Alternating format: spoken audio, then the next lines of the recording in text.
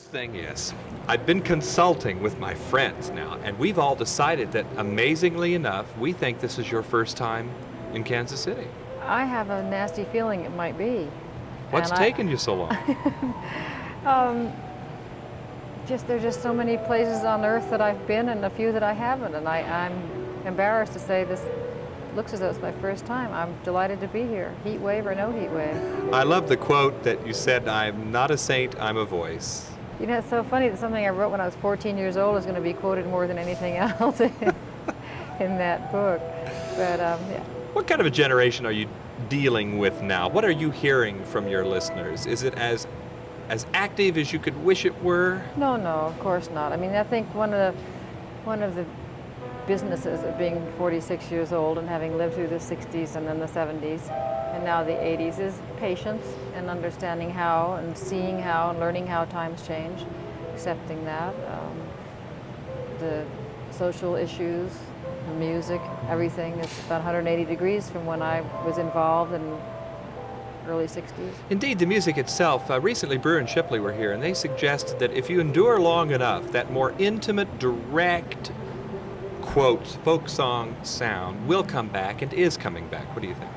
Well, I don't know that there's going to be another folk boom, but on the other hand, I haven't sung many folk songs for about the last 15 years, and so for me, I think the question is more, as it is for many other people, forging whatever our place is. And when the times have turned so totally, that even if I'm not an official folk singer, I am a singer whose main virtues are melody, the voice, the words, and the direct communication, which has very little place right now.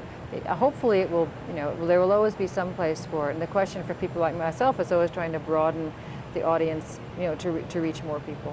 In an age when we get lost in a welter of sound, can we assume that when you get on that stage, it's just you and a guitar? It's me and a guitar as a piano player, and I do 2 or 3 songs with the background from the new album. And you take the voice off the tape, and I sing live to the instruments that we used putting the album together. So that's a slight switch, but. In fact, a new album and the autobiography, coincidental that they're out at the same time? Pretty much coincidental, although when it looked as though we could match things up, I tried my best to get them out at the same time. But when I started writing the book, I'm sure it was partly because I hadn't been in the studio. And there was a build-up of creative energy, and so the book came about, and then literally the record company materialized for me towards the end of the book writing, and we jumped on that. As an entertainer who has used her art to further so many social goals and issues, what do you see now that maybe most demands your attention? Well, if you want the honest truth, it's my child right now, and I think those things are so important to say. I think this is the time when I really want to stick around and be mom for a little bit more. In the longer run, to answer your question, I think for me, point number 1, this voice, which I consider my greatest gift, will probably be with me for 15 or 20 more years, and I want to treat it very carefully in what I do with it and for whom I use it and how. So that takes a lot of maintenance and care, so it's time consuming. My child. And then I think that one of the things I did learn, or I have learned over the last few years, is the business of cycles. That I will wait doing things like attending Quaker meeting and trying to be true to myself and listening for what the funny old Quakers call the still small voice within. Indeed. That voice says, cool it, stay at home, mind your kid, write a book. I hope to be able to do that with some kind of patience. If it says, haha, it's time for the international nonviolent crusade, get out there, then I want to be ready. It sounds as if you're able to live in 2 worlds at once then. I don't know how about at once. I do jockey back and forth, and I juggle a lot, and I fly a lot. But there certainly is more peace in my soul than there was, say, 10 or 15 years ago. Well, forgive the expression, but the woman of the 80s seems to be coming to terms with the professional and the more private domestic world at the same time. Well, that certainly is true. And, when I started singing and there was a sudden national and then very quickly international fame, I was 18 years old. And so the image that was imposed upon me is one I preferred to the one I had of myself then, which wasn't very good. So I thought I was a skinny, stupid Mexican, And those things were all negatives to me in my mind then.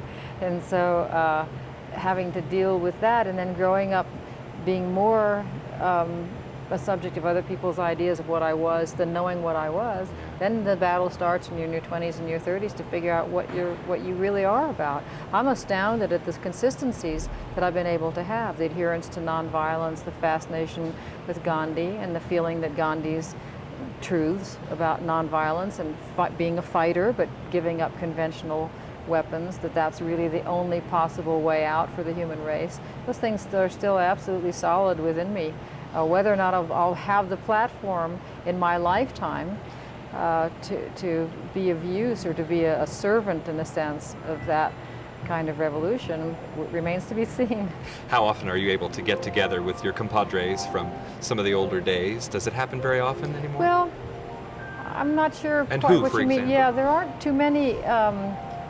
Ira is still in my life. Ira Sandpearl is the man who radicalized me in Quaker meeting from a sort of a young pacifist to a more radical activist, nonviolent activist. And yes, he's still around.